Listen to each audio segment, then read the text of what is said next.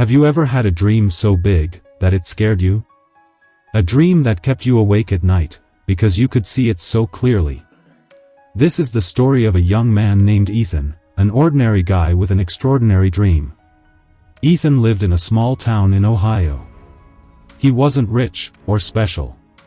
But whenever he looked at the sky, he dreamed of flying above the cloud. When he told people his dream, they laughed. "Ethan, pilots need money and perfect grades. You've got neither." He almost believed them.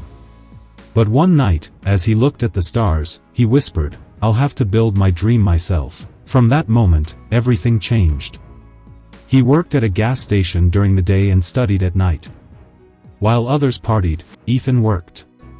While others slept, he studied. There were nights when he wanted to quit. But his dream whispered back, "Keep going." Years passed. Slowly, he earned his pilot's license. That boy who once pumped gas, now flew across the sky. When asked how he did it, Ethan said, "I stopped waiting for the perfect time."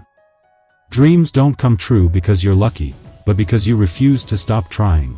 So whatever your dream is, don't shrink it to fit your reality. Work until your reality grows big enough to fit your dream.